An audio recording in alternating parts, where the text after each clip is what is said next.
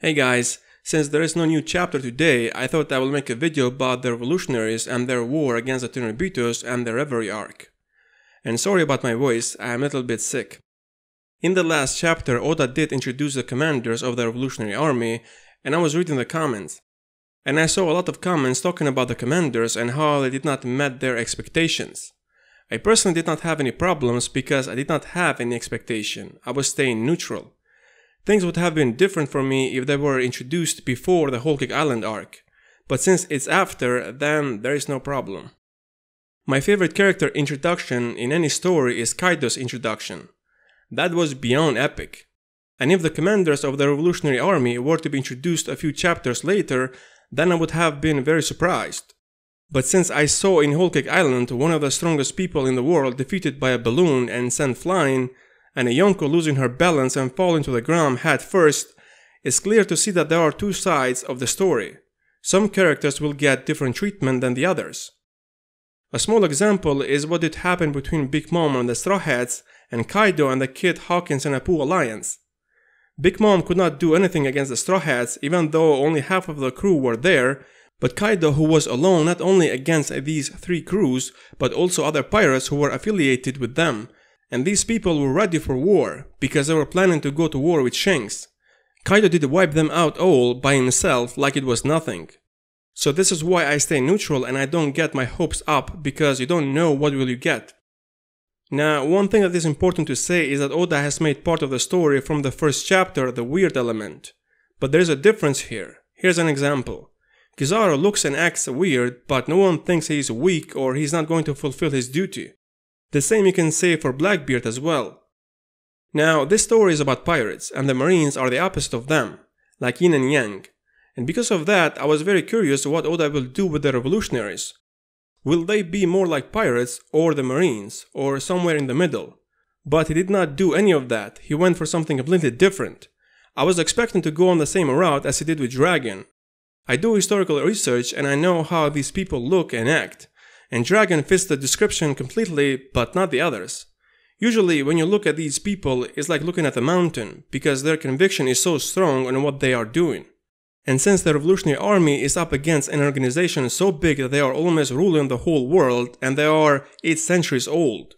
And because of this, most people will not even dare to think to go against them, because they cannot imagine that someone can defeat them. No wonder that the Tenryuubitos think that they are gods, because no one did challenge their rule. But since the revolutionaries are challenging them, it's normal to expect them to be the heroic, stoic warrior type. After the Marineford, Ivankov said to Dragon, "Is there any problem now that the army knows that your father is Garp and your son is Luffy?" And he said no. In fact, they are happy to know that their leader is human.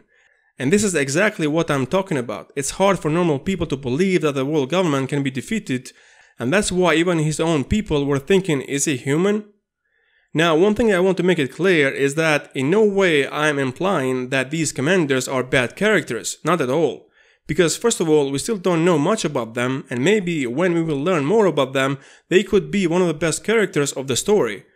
But in terms of the description of the revolutionaries in general, they don't seem to fit the bill. When Dragon was introduced, he did save Luffy and he was not even paying attention to the Marines there.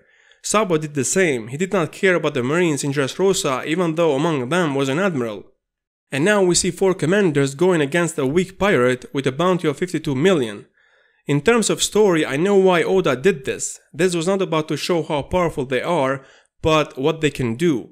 And besides their powers, also how they encourage people to fight for themselves. In short, it seems that when it comes to making all the main members of the crew to look epic, Oda has reserved this only for Shanks' crew. Anyway, did you find it weird that in chapter 109, Sabo was the one who said, "We will declare war on the Tenryuubitos and not Dragon, since Dragon is the leader"? Well, this was done because Sabo was almost killed by a Tenryuubito and Oda thought this will have more impact. But there is one thing that I found odd in this chapter, and that is that they did not say the war against the world government, but against the Tenryuubitos. Now, this is very important, and I really hope that I am wrong. If their whole war will be just against the Tenryuubitos, then this war will be a very short and a small war. And this would mean that the revolutionaries don't have a huge army. Because you don't need a huge army to go against a small group of people. And if this is the case, then they are more like a group of assassins rather than an army. Because remember, we are yet to see the full army. We did see a few people here and there, but that was it. So it could be that their army is really small, and if this is the case, then they will not go to open war with the world government, but using the element of surprise and attack when they least expect and run away before they can launch a counterattack. And this does make sense from Luffy's perspective, since he is the main character. Maybe he will be the one to bring down the world government. But I hope this is not the case, since Luffy's dream is to become the king of the sea, and Dragon's dream is to bring down the world government. Now, of course, Luffy will be part of this war, since it will be the final arc, but I would prefer these two things to remain separate as they are now. Anyway, what do you guys think about the stuff I said in this video? Do you agree or disagree, or you have something else to add?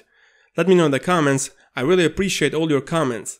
Thanks for watching, like and share if you liked this video, and subscribe for more One Piece video.